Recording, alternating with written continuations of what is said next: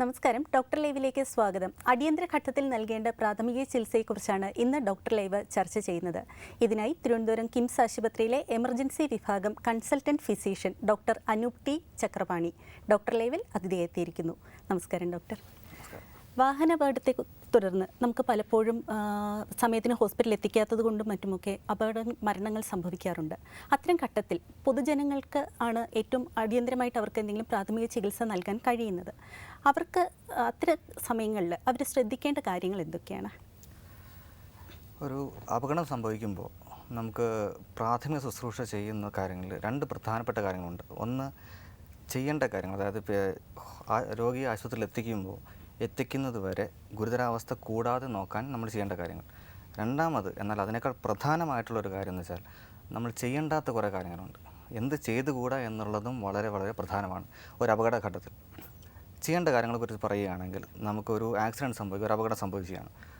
എല്ലാവരും എത്രയും പെട്ടെന്ന് രോഗി ആശുപത്രിയിൽ എത്തിക്കാൻ ശ്രമിക്കണം, ആദ്യത്തെ കാര്യം. പക്ഷേ അവിടെ പലപ്പോഴും ചെയ്യുന്ന കാര്യം, നമുക്കൊരാൾക്ക് കൈക്കോ കാലിനോ ഫ്രാക്ചർ ഉണ്ടായിട്ടുണ്ടെങ്കിൽ നമുക്ക് ബ്ലീഡിങ് ഉണ്ടാവും, നല്ല രക്തസ്രാവം ഉണ്ടാവും.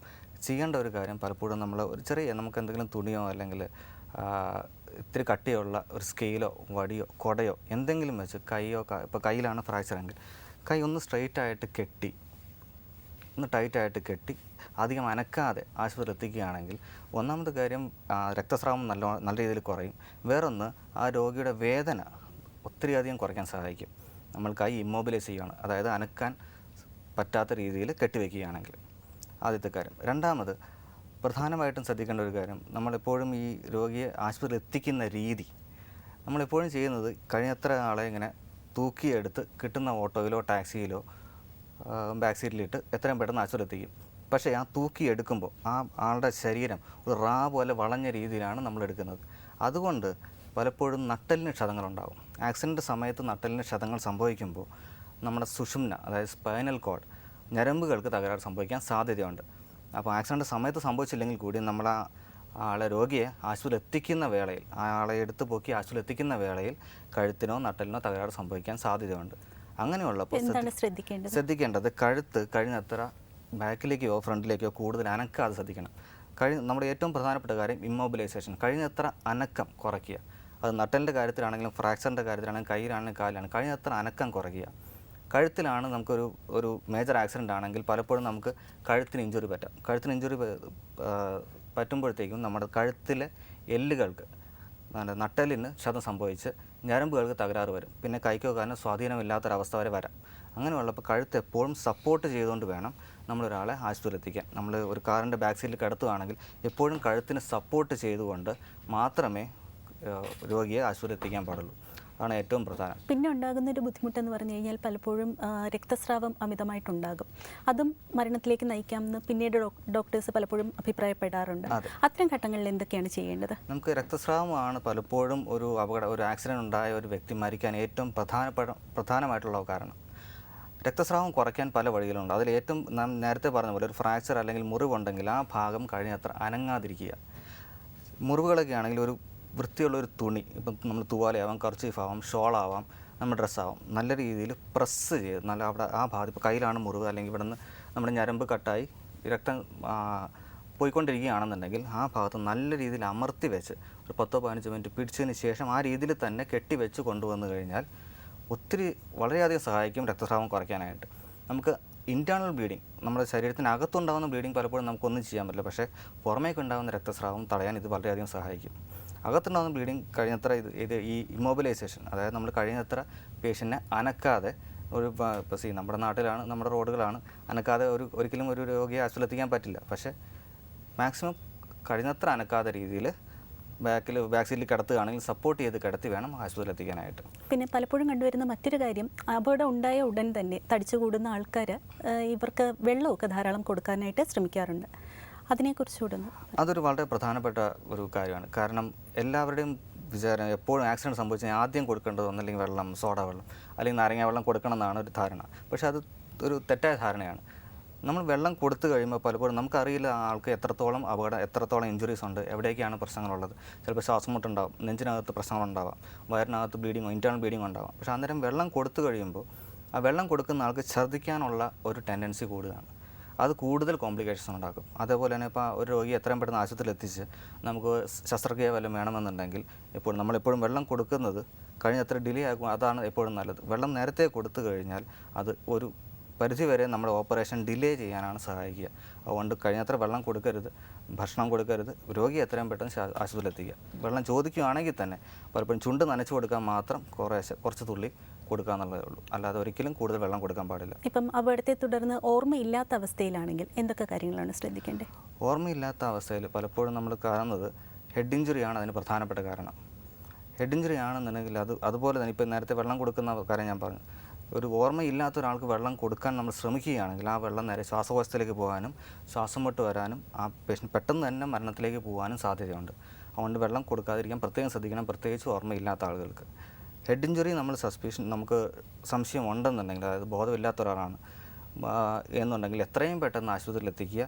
കാരണം ആ ഞാൻ നേരത്തെ പറഞ്ഞ പോലെ കഴുത്തിന് ഇഞ്ചുറി അതിനോടൊപ്പം തന്നെ അനുഭവിക്കുക. നമുക്ക് തലച്ചോറിന് ക്ഷതമേൽക്കുമ്പോൾ അതിനൊപ്പം തന്നെ നമ്മുടെ നട്ടലിന് ക്ഷതമേൽക്കാം. അപ്പോൾ അങ്ങനെയുള്ളവരെ സപ്പോർട്ട് ചെയ്ത് എത്രയും പെട്ടെന്ന് ആശുപത്രിയിൽ എത്തിച്ച് CT സ്കാൻ മുതലായ ടെസ്റ്റുകൾ ചെയ്ത് ഓപ്പറേഷൻ ചെയ്യേണ്ടതെങ്കിൽ എത്രയും പെട്ടെന്ന് ഓപ്പറേഷൻ ചെയ്യാൻ എടുക്കേണ്ടതാണ്. അതാണ് അതിൻ്റെ ഏറ്റവും പ്രധാനം. പിന്നെ മറ്റൊന്ന് കണ്ടുവരുന്നത് പലപ്പോഴും ആൾക്കാർ പെട്ടെന്ന് കുഴഞ്ഞു വീഴുകയും തുടർന്ന് മരണം സംഭവിക്കുകയൊക്കെ ചെയ്യാറുണ്ട്. പലപ്പോഴും ഹൃദയാഘാതവും ഹൃദയസ്തംഭനവും ഒക്കെ അതിന് കാരണമായിട്ട് വരാറുണ്ട്. അത്തരം ഘട്ടങ്ങളിൽ എന്താണ് അടിയന്തരമായിട്ട് ചെയ്യേണ്ടത്? കുഴഞ്ഞു വീഴുക പല കാരണങ്ങൾ കൊണ്ടുണ്ടാവാം. അത് പലപ്പോഴും ഏറ്റവും സീരിയസ് ആയിട്ടുള്ള ഏറ്റവും പ്രധാനപ്പെട്ട കാരണമാണ് നേരത്തെ പറഞ്ഞ ഹൃദയാഘാതം അല്ലെങ്കിൽ ഹൃദയസ്തംഭനം, കാർഡിയാക് അറസ്റ്റ് എന്ന് പറയും. അതായത് നമ്മുടെ ഹൃദയം ഇടിച്ചുകൊണ്ടിരിക്കുന്ന ഹൃദയം നിന്ന് പോകുന്നൊരവസ്ഥയാണ്. അങ്ങനെയുള്ള സമയങ്ങളിൽ നമുക്ക് ചെയ്യാവുന്ന ഫസ്റ്റ് എയ്ഡ് എന്ന് പറയുന്ന CPR, അതായത് കാർഡിയോ പൾമണറി റെസിസ്റ്റേഷൻ എന്ന് പറയും. അതായത് നമ്മുടെ നമ്മുടെ ഹൃദയം ഇടിക്കാത്ത അവസ്ഥയിൽ നമ്മൾ പുറമേ നിന്ന് കൈ കൊണ്ട് അമർത്തി ഹാർട്ടിനെ പമ്പ് ചെയ്യിക്കുക വേണം. അതിനൊപ്പം തന്നെ കൃത്രിമമായിട്ട് ശ്വാസം കൊടുക്കണം. ഈ കൃത്രിമമായിട്ട് ശ്വാസോച്ഛ്വാസം കൊടുക്കുന്നതും ഹാർട്ടിനെ പുറമേ നിന്ന് നമ്മൾ കംപ്രഷൻ കൊടുത്ത് പമ്പ് ചെയ്യുന്നതുമാണ് CPR എന്ന് പറയുന്നത്. അത് ചെയ്യാനായിട്ട് പ്രത്യേകിച്ച് എക്യുപ്മെൻറ്റ്സ് ആവശ്യമില്ല. അതിൻ്റെ വിശദാംശങ്ങളിലേക്ക് വരുന്നതിന് മുന്നേ നമുക്കൊരു ഫോൺ കോൾ ഉണ്ട്. ഹലോ, ഡോക്ടർ ലൈവ് ആണ്. ആരാണ് വിളിക്കുന്നത്? ഹലോ, സൗദിയാണ് കമറുദ്ദീൻ. ഡോക്ടറുണ്ട്, ചോദിച്ചോളൂ. ഹലോ, പറയൂ. ഞാൻ സൗദിയാണ്, കമറുദ്ദീനാണ്. പറയൂ. ഡോക്ടറെ നമസ്കാരം, പറഞ്ഞോളൂ. നമസ്കാരം, പറഞ്ഞോളൂ. സാർ, ഈ വിഷയത്തെ കുറിച്ചിട്ട് ഞങ്ങളിപ്പോ സാർ പറയുന്നത് കേട്ടു. നല്ലൊരു വിഷയമാണ്. നമുക്ക് അതിനെ കുറിച്ച് നല്ലൊരു അഭിപ്രായമാണ് സാറിന്റെ കയ്യിൽ നിന്ന് കിട്ടിയത്. ആർക്കും അറിയാത്തൊരു സംഗതിയാണ്. ഓക്കെ, എന്താണ് അറിയേണ്ടത്? ചോദിച്ചോളൂ. അല്ല, നമ്മൾ ഈ ആക്സിഡന്റ് സംഭവിച്ചു കഴിഞ്ഞാൽ കാര്യത്തിൽ നമ്മൾ ഈ ഒരു ബാഡ്ജ് ചുറ്റുന്ന ഒരു പരിപാടി ഉണ്ട്. ഇവിടെ ഗൾഫിലൊക്കെ കണ്ടുവരുന്നുണ്ട്. അതെ, അത് സെർവൈക്കൽ കോളർ എന്ന് പറയും. അതായത് കഴുത്തിന്, ഞാൻ നേരത്തെ പറഞ്ഞ പോലെ ഒരു ആക്സിഡൻറ്റ് സംഭവിച്ചു കഴിഞ്ഞാൽ കഴുത്തിന് ക്ഷതമുണ്ടെങ്കിൽ അത് കൂടുതൽ ഗുരുതരമാവാതിരിക്കാനായിട്ട് ചെയ്യുന്ന ഒരു രീതിയാണ് നമ്മുടെ കഴുത്തിനെ നമ്മൾ കൈകൊണ്ട് സപ്പോർട്ട് ചെയ്യുന്നതിന് പകരം ഒരു സെർവൈക്കൽ കോളർ, ഒരു കട്ടിയുള്ള ഒരു കോളർ വെച്ച് നമ്മൾ കഴുത്ത് ഫിക്സ് ചെയ്ത് വെക്കുക എന്നാണ്. ആ ഭാഗത്ത് അനക്കം കുറയ്ക്കാനായിട്ടാണ്. അത് സത്യം പറഞ്ഞാൽ നമ്മുടെ എല്ലാ എമർജൻസി മെഡിക്കൽ സർവീസുകളിലും ആംബുലൻസുകളിലും അത് വേണ്ടതാണ്. പക്ഷേ അത് വിദേശങ്ങളിൽ വളരെയധികം പ്രചാരമുണ്ട്, നമ്മുടെ നാട്ടിൽ അത്രയധികം പ്രചാരത്തിലായിട്ടില്ല. അതാണ് കാണുന്നത്. അതാണ് ഞാൻ നേരത്തെ പറഞ്ഞ ആ ഒരു ഇമ്മൊബിലൈസേഷൻ്റെ ഭാഗമായിട്ട് ചെയ്യുന്നതാണത്. ഡോക്ടർ ലൈവിലേക്ക് വിളിച്ചതിന് നന്ദി. ഡോക്ടർ, ഇപ്പം പെട്ടെന്ന് കൊടിഞ്ഞു വീണുണ്ടാകുന്ന അപകടങ്ങൾ ചെയ്യേണ്ട പ്രാഥമിക ചികിത്സയെക്കുറിച്ചായിരുന്നു സംസാരിച്ചുകൊണ്ടിരുന്നത്. അപ്പം ഞാൻ നേരത്തെ പറഞ്ഞ പോലെ നമ്മൾ ആ ചെസ്റ്റ് കംപ്രഷൻ, അതായത് ഹൃദയം നമ്മൾ നിന്ന് പോകുമ്പോൾ പുറമേ നിന്ന് നമ്മൾ കൈവച്ച് നമ്മൾ സിനിമയിലൊക്കെ കണ്ടിട്ടുണ്ടാകും. നമ്മൾ ആ ഒരു കംപ്രഷൻ കൊടുത്ത് ഹാർട്ടിനെ തിരിച്ച് വീണ്ടും പമ്പ് ചെയ്യിപ്പിക്കുക എന്നുള്ളതാണ് നമുക്ക് ചെയ്യാനുള്ള ഏറ്റവും പ്രധാനം. അതിനൊപ്പം തന്നെ നമ്മൾ കൃത്യമായിട്ട് ശ്വാസോച്ഛ്വാസം കൊടുക്കണം. ഇത് എത്ര നേരം വരെ എന്നുള്ളത് നമുക്ക് ആ രോഗിയെ ആശുപത്രിയിൽ എത്തിക്കുന്നത് വരെ നമുക്ക് ചെയ്യാൻ പറ്റുമെങ്കിൽ ആശുപത്രിയിൽ എത്തിച്ചു കഴിയുമ്പോൾ ആ രോഗിയെ തിരിച്ച് കാരണം ഒരു മരണതുല്യമായ അവസ്ഥയിൽ നിന്ന് നമുക്ക് തിരിച്ച് ജീവനിലേക്ക് കൊണ്ടുവരാനുള്ള സാധ്യത വളരെ കൂടുതലാണ് ഇത് നേരത്തെ ചെയ്യാൻ പറ്റുമെങ്കിൽ. കാരണം ഇത് ചെയ്യാതെ ഒരു രോഗി ആശുപത്രിയിൽ എത്തുകയാണെങ്കിൽ പലപ്പോഴും നമുക്ക് ഡോക്ടേഴ്സിനാണെങ്കിൽ ഒന്നും ചെയ്യാൻ വളരെ നമ്മൾ വൈകിപ്പോകും. അതേസമയം ഇത് കൂടെയുള്ള ഒരാൾക്ക് ഇത് അറിയാം, ഇത് ചെയ്യാൻ പറ്റുമെങ്കിൽ ഡെഫിനറ്റ്ലി ആ ആൾ രക്ഷപ്പെടാനുള്ള സാധ്യത വളരെ കൂടുതലാണ്. ഡോക്ടർ ലൈവിൽ ഇനിയൊരു ഇടവേളയ്ക്കുള്ള സമയമാണ്. ഡോക്ടർ ലൈവിൽ ഇനിയൊരു ചെറിയ ഇടവേള. ഡോക്ടർ ലൈവ് തുടരുന്നു. അടിയന്തര ഘട്ടത്തിൽ നൽകേണ്ട പ്രാഥമിക ചികിത്സയെക്കുറിച്ചാണ് ഇന്ന് ഡോക്ടർ ലൈവിൽ ചർച്ച ചെയ്തുകൊണ്ടിരിക്കുന്നത്. ഡോക്ടർ അനൂപ് ടി ചക്രപാണിയാണ് ഡോക്ടർ ലൈവിൽ നമ്മോടൊപ്പം ഉള്ളത്. ഡോക്ടർ, നമുക്കൊരു കോളറുണ്ട്. ഹലോ, ഡോക്ടർ ലൈവാണ്. ആരാണ് വിളിക്കുന്നത്? എന്റെ പേര് അശോക് കുമാർ എന്നാണ്. ആ ഡോക്ടറിനെ ഞാൻ ചോദിച്ചോളൂ. കാസർഗോഡ്. നമസ്കാരം, പറഞ്ഞോളൂ. നമസ്കാരം സാർ. ഞാൻ ഒരു 5 വർഷം മുമ്പ് ഒരു ആക്സിഡന്റ് പറ്റിയതാണ്. ആഹാ. അപ്പൊ ആക്സിഡന്റ് പറ്റി മംഗലാപുരത്തുള്ള യൂണിറ്റി ഹോസ്പിറ്റലിൽ വെച്ച് ചികിത്സയിലായിരുന്നു. ഏകദേശം 2.5 മാസം ഞാൻ അബോധാവസ്ഥയിൽ ഹോസ്പിറ്റലിൽ കിടക്കുകയും 1 മാസം ബോധാവസ്ഥയിൽ കൂടി 3.5 മാസം ഹോസ്പിറ്റലിൽ ചിലവഴിച്ചതിന് ശേഷം വീട്ടിലാണുള്ളത്. അപ്പോൾ അതിന്റെ കഴുത്തിന് തലക്കും കഴുത്തിനൊക്കെ പരിക്ക് വെച്ചിട്ടാണ് ഞാൻ ഹോസ്പിറ്റലിൽ കിടന്നിട്ടുള്ളത്. അപ്പോ ഇപ്പോഴും എന്റെ കഴുത്തിന് ചെറുതായിട്ട് വേദനയുണ്ട്. അപ്പൊ അതിനുള്ള പരിഹാരമാർഗങ്ങൾ ചികിത്സ ചെയ്യാൻ വേണ്ടതുണ്ടോ?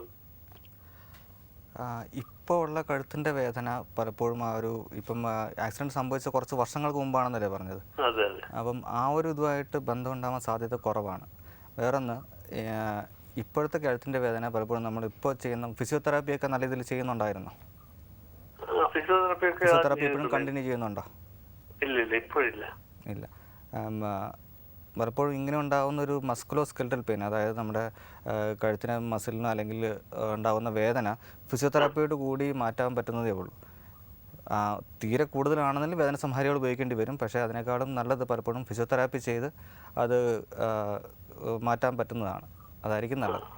ഡോക്ടർ ലൈവിലേക്ക് വിളിച്ചതിന് നന്ദി. ഡോക്ടർ, നമുക്കൊരു കോളർ കൂടെ ഉണ്ട്. ഹലോ, ഡോക്ടർ ലൈവാണ്. ആരാണ് വിളിക്കുന്നത്? എന്റെ പേര് ഷഹീർ ചങ്ങരംകുളം. ഡോക്ടറോട് ചോദിച്ചോളൂ. നമസ്കാരം, പറഞ്ഞോളൂ. എന്റെ പേര് ഷഹീർ ചങ്ങരംകുളമാണ്. ടിവിയുടെ ഓഡിയോ ഒന്ന് കുറച്ച് വെക്കാമോ? ഓക്കെ.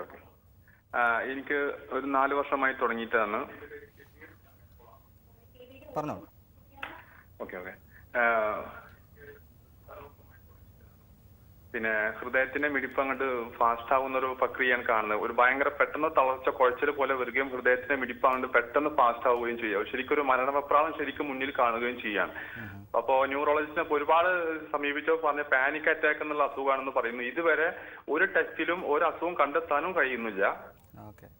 പിന്നെ ഹോൾട്ടർ മോണിറ്റർ പിടിപ്പിച്ചു, അത് മെഡിക്കൽ കോളേജിൽ കിടന്നു. പക്ഷെ ഇപ്പോഴും 4 വർഷമായിട്ട് ഈ ഒരു പ്രശ്നം ഞാൻ നേരിട്ടുകൊണ്ടിരിക്കുകയാണ്. എന്താണ് സാർ അത് ചെയ്യേണ്ടത്? സാധാരണഗതിയിൽ ഈ നെഞ്ചെടുപ്പ് കൂടുക അല്ലെങ്കിൽ പടപടാൻ മിടിക്കുക എന്ന് പറയുന്നത് നമ്മൾ സാധാരണഗതിയിൽ കാണുന്നത് കാർഡിയാക് അരിത്മിയാസ് എന്നാണ് പറയുന്നത്. അതായത് ഹൃദയത്തിൻ്റെ താളം ക്രമാതീതമായിട്ട് കൂടുന്ന ഒരു അവസ്ഥ. പക്ഷേ അത് സാധാരണഗതിയിൽ നമ്മൾ ഹോൾട്ടർ മോണിറ്ററിങ് അല്ലെങ്കിൽ മറ്റ് ടെസ്റ്റുകൾ അല്ലെങ്കിൽ കാർഡിയോളജി ഡോക്ടർ കണ്ടു കഴിഞ്ഞ് ടെസ്റ്റുകൾ ചെയ്ത് കഴിഞ്ഞാൽ അത് കണ്ടുപിടിക്കാൻ പറ്റുന്നതാണ്. പക്ഷേ ചിലപ്പോൾ വളരെ ചുരുക്കം ചിലരിൽ അത് ടെസ്റ്റ് ചെയ്യുന്ന സമയത്ത് നോർമലായിരിക്കും. അതേസമയം വളരെ കുറച്ച് സമയത്തേക്ക് മാത്രം അല്ലാത്ത സമയത്ത് നമുക്ക് ഉണ്ടാവുകയും ചെയ്യും. അതിന് പരോക്സിസ്മൽ അരിത്മിയാസ് എന്ന് പറയും. അതായത് നമ്മളെപ്പോഴും ടെസ്റ്റ് ചെയ്യുമ്പോൾ അത് കണ്ടുപിടിക്കാൻ പറ്റണമെന്നില്ല. പക്ഷേ ഈ ഡീറ്റെയിൽ ആയിട്ട് അവിടെ കാർഡിയോളജിസ്റ്റുകളും ന്യൂറോളജിസ്റ്റുകളും എല്ലാം ചെക്ക് ചെയ്തിട്ടുണ്ട് എന്നുണ്ടെങ്കിൽ പിന്നെ ഉള്ള ഡയഗ്നോസിസ് പെട്ടിരിക്കുന്ന പാനിക് അറ്റാക്ക് എന്നല്ലേ. അത് നമ്മുടെ ടെൻഷൻ കൂടുമ്പോഴാണ് അങ്ങനെ വരുന്നത്. അപ്പോൾ അങ്ങനെയുള്ള സാധ്യതയാണെങ്കിൽ നമുക്ക് എത്ര ടെസ്റ്റ് ചെയ്താലും നമുക്കിത് കണ്ടുപിടിക്കാൻ പറ്റില്ല. കാരണം അത് കുറച്ചും കൂടെ ഒരു നമ്മുടെ സ്ട്രെസ് റിലേറ്റഡ് അല്ലെങ്കിൽ ടെൻഷൻ റിലേറ്റഡ് ആയിട്ടുള്ള ഒരു അസുഖമാണ്. ഡോക്ടർ ലൈവിലേക്ക് വിളിച്ചതിന് നന്ദി. ഡോക്ടർ, നമുക്കൊരു കോളർ കൂടെ ഉണ്ട്. ഹലോ, ഡോക്ടർ ലൈവാണ്. ആരാണ് വിളിക്കുന്നത്? ഇത് ജിദ്ദയിൽ നിന്നാണ്, റഷീദ് പറയും. ഡോക്ടറിന്റെ ചോദിച്ചോളൂ. നമസ്കാരം, പറഞ്ഞോളൂ. ഹലോ ഡോക്ടർ, ഞാൻ റഷീദ് എന്നാണ് എൻ്റെ പേര്. ചോദിച്ചോളൂ, പറഞ്ഞോളൂ. ഞാൻ ഒരിക്കൽ ഇതുപോലെ കസേരയിൽ നിന്ന് വീണിട്ട് ചെറിയ തണ്ടലിന് ചെറിയ ചതവ് പറ്റിയിട്ടുണ്ടായിരുന്നു. അപ്പൊ അതിന് ചികിത്സ ഒരു 6 മാസത്തോളം ചികിത്സ ഉണ്ടായിരുന്നു, ഒഴിച്ചിലും കാര്യങ്ങളും ഉണ്ടായിരുന്നു. ശരി, അത് ഇപ്പോഴും ആ വേദന ചെറുതായിട്ടുണ്ട്. ചതവായിരുന്നു അന്ന് ഉണ്ടായിരുന്നത്, അതിനിപ്പോഴും വേദന ഉണ്ട്. ഓക്കെ. അത് ആ സമയത്ത് എല്ലിൻ്റെ ഡോക്ടറെ, ഓർത്തോപെഡിക് ഡോക്ടർ ആരെങ്കിലും കാണിച്ചിരുന്നോ? അതെ, എല്ലിന്റെ ഡോക്ടറെ കാണിച്ചിരുന്നു. എക്സ്റേ മറ്റു ട്രീറ്റ്മെന്റ് എല്ലാം എടുത്തിരുന്നു? എക്സ്റേ എടുത്തിരുന്നു, ഫിസിയോതെറാപ്പി എല്ലാം ചെയ്തിരുന്നു. ചെയ്യുന്നുണ്ട്. ഫിസിയോതെറാപ്പി എപ്പോഴും ചെയ്യുന്നുണ്ടോ? ഇപ്പോൾ ചെയ്യുന്നില്ല, ഇപ്പോൾ ഞാൻ ജോലിയിലാണ്, ജിദ്ദയിലാണ്, സൗദിയിലാണ്. ഓക്കെ. അപ്പോൾ വേദന ഇപ്പോഴും മാറുന്നില്ല? വേദന ഇപ്പോഴും ഉണ്ട്. ഇപ്പോഴും ഉണ്ട്. അങ്ങനെയാണെങ്കിൽ അത് ഡീറ്റെയിൽ ആയിട്ട് നമുക്ക് ചെക്ക് ചെയ്യേണ്ടി വരും. അതായത് നമ്മളൊരു വേറെ ഓർത്തോപെഡീഷനെ ഒന്ന് കാണിച്ച്, കാരണം ചിലപ്പോൾ വീണ്ടും എക്സ്റേയോ മറ്റ് സ്കാനുകളോ മറ്റു കാര്യങ്ങളും ചെയ്ത് എന്താണ് പ്രോബ്ലം എന്നുള്ളത് അറിയിക്കണം. കാരണം ചിലപ്പോൾ ഈ ഞരമ്പിൻ്റെ പ്രശ്നങ്ങൾ കൊണ്ടോ അല്ലെങ്കിൽ അവിടെ മസിലിന് പ്രശ്നങ്ങളുണ്ടോ വേറെ എന്തെങ്കിലും ഉണ്ടോ എന്നുള്ളത് നമുക്ക് രോഗിയെ പരിശോധിച്ച് വേണം അത് മനസ്സിലാക്കാനായിട്ട്. ഡോക്ടർ ലൈവിലേക്ക് വിളിച്ചതിന് നന്ദി. ഡോക്ടർ, നമ്മൾ മുൻപ് സംസാരിച്ചുകൊണ്ടിരുന്നത് ഇപ്പം ഹൃദയാഘാതവും ഹൃദയസ്തംഭനവും വരുമ്പോൾ ചെയ്യേണ്ട പ്രാഥമിക ചികിത്സയെക്കുറിച്ചായിരുന്നു. അപ്പോൾ പെട്ടെന്ന് ഓടിക്കൂടുന്നവർക്ക് പലപ്പോഴും ഇത് എന്താണ് സംഭവിച്ചതെന്ന് മനസ്സിലാക്കാൻ വളരെ ബുദ്ധിമുട്ടുണ്ടാകും. എങ്ങനെയാണിത് തിരിച്ചറിയുന്നത്? ഹൃദയസ്തംഭനം എന്ന് പറയുന്ന കാർഡിയാക് അറസ്റ്റാണ്. അതായത് നമ്മുടെ ഹൃദയം മിടിച്ചുകൊണ്ടിരിക്കുന്ന ഹൃദയം നിമിഷ നേരത്തേക്ക് നിന്ന് പോവുകയാണ്. നിന്ന് പോകുന്ന വെച്ചാൽ നമ്മുടെ ഹൃദയം നിൽക്കുമ്പോൾ നമ്മൾ ഓൾമോസ്റ്റ് ആ ഒരു മരിച്ചതിന് തുല്യമായ ഒരു അവസ്ഥയാണ്. അങ്ങനെ ആൾക്കൊരിക്കലും സംസാരിക്കാനോ അല്ലെങ്കിൽ ശ്വാസം എടുക്കാനോ പറ്റില്ല. ആൾ കുഴഞ്ഞു വീണു, ശ്വാസം എടുക്കുന്നുണ്ടാവില്ല, ആൾക്ക് പൾസ് ഉണ്ടാവില്ല, തീരെ യാതൊരു റെസ്പോൺസും ഇല്ലാതെ ആയിരിക്കും പേഷ്യൻ്റ് കുഴഞ്ഞു വീടുണ്ടാവുക. അങ്ങനെയുള്ള ആൾക്ക് നമുക്ക് സാധാരണ നമ്മൾ അറിയണമെന്നുണ്ടെങ്കിൽ നമ്മൾ പൾസ് ചെക്ക് ചെയ്ത് നോക്കണം. സാധാരണ നമ്മൾ കഴുത്തിലാണ് പൾസ് ചെക്ക് ചെയ്ത് നോക്കാൻ പറയാറ്, കയ്യിലേക്കാണ്. പൾസ് ചെക്ക് ചെയ്ത് പൾസ് ഇല്ലാന്നുണ്ടെങ്കിൽ കംപ്രഷൻ സ്റ്റാർട്ട് ചെയ്യുക എന്നുള്ളതാണ്. CPR സ്റ്റാർട്ട് ചെയ്യണം. എത്രയും നേരത്തെ വിത്തിൻ സെക്കൻഡ്സ് സ്റ്റാർട്ട് ചെയ്തെങ്കിൽ മാത്രമേ നമുക്ക് ആളെ രക്ഷപ്പെടുത്തിയെടുക്കാൻ പറ്റുള്ളൂ. അതേസമയം ഹാർട്ട് അറ്റാക്ക് അല്ലെങ്കിൽ ഹൃദയാഘാതം എന്ന് പറയുന്നത് അതിൻ്റെ ലക്ഷണങ്ങൾ കുറച്ചും കൂടെ ഇതാണ്. നമ്മൾ ഹൃദയസ്തംഭനം വരുന്ന ഒരു മാസീവ് ഹാർട്ട് അറ്റാക്ക് വരുമ്പോൾ നമുക്ക് അങ്ങനെ കാർഡിയാക് അറസ്റ്റ് സംഭവിക്കാം. പക്ഷേ ഹാർട്ട് അറ്റാക്ക് എന്ന് പറയുമ്പോൾ പലപ്പോഴും ഉണ്ടാകുന്ന നെഞ്ചിന് ശക്തമായ വേദനയെക്കാളും ചിലർക്ക് വളരെയധികം ഭാരം ഉള്ള പോലെ എനിക്ക് തോന്നുന്നു. നെഞ്ചിന് മുഖത്ത് ഒരു ഭാരം കയറ്റി വെച്ച പോലെ അധികമായിട്ട് വേർക്കും. അതേസമയം കൈയിലേക്കോ അല്ലെങ്കിൽ പുറത്തേക്കോ വേദന വരാം. സാധാരണഗതിയിൽ ഇടത്ത് കൈക്കാണ് വേദനയോ അല്ലെങ്കിൽ കഴപ്പോ വരുന്നത്. ശ്വാസം മുട്ട് വരാം, ചിലർക്ക് ബോധം പോവാം, ചിലർക്ക് കുഴഞ്ഞു വീഴാം. ഇതെല്ലാം ഇതിൻ്റെ ലക്ഷണങ്ങളായിട്ട് കാണും. വേറൊരു സംഗതി എന്ന് വെച്ചാൽ പലപ്പോഴും ഈ ഡയബറ്റീസ് അല്ലെങ്കിൽ ഹൈപ്പർ ടെൻഷൻ, അതായത് BP അസുഖമുള്ള ആൾക്കാർക്ക്, ഒത്തിരിയധികം സ്മോക്കിംഗ് ചെയ്യുന്ന ആൾക്കാർക്ക് ഇതൊക്കെ വരാനുള്ള സാധ്യത വളരെ കൂടുതലാണ്. ഡയബറ്റീസ് ഉള്ള ആൾക്കാർക്ക് പ്രത്യേകിച്ചും ഹാർട്ട് അറ്റാക്കിൻ്റെ ലക്ഷണങ്ങൾ എപ്പോഴും നെഞ്ച് വേദനയായിട്ട് വരണമെന്നില്ല. അതുകൊണ്ട് പലപ്പോഴും അത് മാസ്ക് ചെയ്തപ്പെടും. ചിലപ്പോൾ അവർ ഗ്യാസിൻ്റെ പ്രശ്നമാണ് എന്ന് വിചാരിച്ച് ശ്രദ്ധിക്കാതിരിക്കും. അത് വളരെയധികം ഡേഞ്ചറസ് ആയിട്ടുള്ള ഒരു അപകടകരമായ ഒരു അവസ്ഥയാണ്. അത്തരം ഘട്ടങ്ങളിൽ പെട്ടെന്ന് എന്താണ് ചെയ്യേണ്ടത്? എത്രയും പെട്ടെന്ന് ആശുപത്രിയിൽ എത്തിക്കുക എന്നുള്ളതാണ്. കാരണം ഒരിക്കലും നമ്മൾ ഗ്യാസ് ആണെന്ന് വിചാരിച്ച് പലരും സോഡാവെള്ളം കുളിച്ചുകൊണ്ടിരിക്കും, അല്ലെങ്കിൽ എന്തെങ്കിലും ആൻറ്റാസിഡ്സ് കഴിച്ച് അങ്ങനെ വെച്ചുകൊണ്ടിരിക്കും. പക്ഷേ അത് വീണ്ടും വളരെ സഹിക്കാൻ പറ്റാത്തൊരവസ്ഥയിലായിരിക്കും പിന്നെ ആശുപത്രിയിൽ എത്തുന്നത്. അപ്പോഴും പലപ്പോഴും വൈകി പോയിട്ടുണ്ടാകും. അതേസമയം എത്രയും പെട്ടെന്ന് ആശുപത്രിയിൽ എത്തുക. നമ്മുടെ കയ്യിൽ ആസ്പിരിൻ ഗുളിക ഉണ്ടെന്നുണ്ടെങ്കിൽ, ആസ്പിരിൻ അലർജി ഇല്ലാത്ത ഒരാളാണെങ്കിൽ നമുക്ക് ആസ്പിരിൻ ഗുളിക കഴിച്ച് ഒരു ടാബ്ലറ്റ് ചവച്ച് കഴിച്ച് വേണം ആശുപത്രിയിലേക്ക് എത്താനായിട്ട്. ഇതാണ് നമുക്ക് ഫസ്റ്റ് എയ്ഡ് ആയിട്ട് ചെയ്യാനുള്ളത്. ഡോക്ടർ ലൈവിൽ വീണ്ടും ഒരു ഇടവേളയ്ക്കുള്ള സമയമാണ്. ഡോക്ടർ ലൈവിൽ ഒരു ചെറിയ ഇടവേള. ഡോക്ടർ ലൈവ് തുടരുന്നു. അടിയന്തര ഘട്ടങ്ങളിൽ നൽകേണ്ട പ്രാഥമിക ചികിത്സയെക്കുറിച്ചാണ് ഡോക്ടർ ലൈവിൽ ഇന്ന് ചർച്ച ചെയ്തുകൊണ്ടിരിക്കുന്നത്. ഡോക്ടർ, പലപ്പോഴും പക്ഷാഘാതം അഥവാ സ്ട്രോക്ക് വന്നു കഴിഞ്ഞാൽ അത് എങ്ങനെയാണ് സ്ട്രോക്ക് ആണെന്ന് മനസ്സിലാക്കുന്നത്? എന്തൊക്കെ ലക്ഷണങ്ങളിലൂടെയാണ് അത് മനസ്സിലാക്കാൻ കഴിയുന്നത്? സ്ട്രോക്ക് അല്ലെങ്കിൽ പക്ഷാഘാതം എന്ന് പറയുന്നത് നമ്മളെ ഹാർട്ട് അറ്റാക്കിൻ്റെ തന്നെ വേറൊരു ഇതാണ്. നമ്മൾ ഹാർട്ട് അറ്റാക്ക് സംഭവിക്കുന്നത് നമ്മുടെ ഹൃദയത്തിലെ ഒരു രക്തധമനിയിൽ ബ്ലോക്ക് വരുമ്പോഴാണ്. അതുപോലെ തന്നെ തലച്ചോറിലുള്ള രക്തധമനിയിൽ, രക്തക്കുഴലിൽ ബ്ലോക്ക് വരുമ്പോൾ അതിന് സ്ട്രോക്ക് എന്ന് പറയും. പലപ്പോഴും അതിൻ്റെ ലക്ഷണങ്ങൾ നമ്മൾ എത്രയും പെട്ടെന്ന് തിരിച്ചറിയുകയാണെങ്കിൽ അങ്ങനെ ഒരാളെ എത്രയും നേരത്തെ ആശുപത്രിയിൽ എത്തിക്കുക എന്നതാണ് ഏറ്റവും പ്രധാനം. കാരണം അതിന് വേറെ ഫസ്റ്റ് എയ്ഡുകളില്ല. നമ്മൾ അതിൻ്റെ ലക്ഷണങ്ങൾ തിരിച്ചറിഞ്ഞ് എത്രയും പെട്ടെന്ന് ആശുപത്രിയിൽ എത്തിക്കുക. അതിൻ്റെ ലക്ഷണങ്ങളെന്ന് പറഞ്ഞാൽ പലപ്പോഴും ഒരു ഭാഗം, അതായത് കൈക്കോ കാലോ തളർച്ചയായിട്ട് വരാം. അതല്ലെങ്കിൽ നമ്മുടെ ചുണ്ടിന് ചിറി കോടുക എന്ന് പറയും. നമ്മളൊരു ചുണ്ട് ഒരു ഭാഗത്തേക്ക് കോടിപ്പോവും. വേറൊന്ന് സംസാരം കുഴഞ്ഞു പോവുക. ഇതൊക്കെയാണ് ഏറ്റവും പ്രധാനമായിട്ടുള്ളത്. ചിലർക്ക് അതിഭയങ്കരമായ തലവേദനയായിട്ടും വരാം. ഈ രക്തക്കുഴലിൽ ബ്ലോക്ക് വരുന്ന പോലെ തന്നെ ബ്ലീഡിംഗ് ആയിട്ട്, തലച്ചോറിനകത്ത് ബ്ലീഡിംഗ് ആയിട്ടും സ്ട്രോക്ക് വരാം. അപ്പോൾ ഇതാണ് ഏറ്റവും പ്രധാനപ്പെട്ട ലക്ഷണങ്ങൾ. ഒരു ഭാഗം തളർന്നു പോവുക, നമുക്ക് ചിറി കോടിപ്പോവുക, അതുപോലെ സംസാരം കുഴയുക, സംസാരിക്കാൻ നമുക്ക് ആൾ പറയുന്നത് നമുക്ക് മനസ്സിലാവുന്നില്ല. ആ രീതിയിൽ സംസാരം ചിലർക്ക് തീരെ പൂർണ്ണമായിട്ട് നഷ്ടപ്പെടും. ഇതെല്ലാം സ്ട്രോക്കിൻ്റെ ലക്ഷണങ്ങളാണ്. ഇങ്ങനെ കണ്ടു കഴിഞ്ഞാൽ എത്രയും പെട്ടെന്ന് ആശുപത്രിയിൽ എത്തിച്ചു കഴിഞ്ഞാൽ വളരെ ചുരുക്കം ചില ആളുകളിൽ ഒരു 3 മണിക്കൂറിനുള്ളിൽ നമുക്ക് ആ കട്ട പിടിച്ചത് അലിയിച്ച് കളയാനുള്ള ചില ഇഞ്ചക്ഷൻസ് ഉണ്ട്, ചില മരുന്നുകളുണ്ട്. പക്ഷേ അത് എല്ലാവർക്കും നമുക്ക് ഉപയോഗിക്കാൻ പറ്റില്ല. വളരെ ചുരുക്കം ആളുകളിലേ നമുക്കത് ചെയ്യാൻ പറ്റുള്ളൂ. പക്ഷേ അത് അറിയണമെന്നുണ്ടെങ്കിൽ നമുക്ക് എത്രയും പെട്ടെന്ന് ആശുപത്രി എത്തിച്ചാലേ നമുക്കത് അറിയാൻ പറ്റുള്ളൂ. ചിലപ്പോൾ ഉറക്കത്തിലും ഇത് വരാറുണ്ട്. ഉറക്കത്തിൽ വരാം. പലപ്പോഴും വളരെയധികം കാണുന്നൊരു ഇതാണ്. രാവിലെ എണീക്കുമ്പോഴായിരിക്കും പലപ്പോഴും നമ്മൾ മനസ്സിലാക്കുന്നത് നമുക്കൊരു ഭാഗം അനക്കാൻ പറ്റുന്നില്ല, അല്ലെങ്കിൽ സംസാരിക്കാൻ പറ്റുന്നില്ല, സ്ട്രോക്ക് വന്നു കഴിഞ്ഞു എന്നുള്ളത്.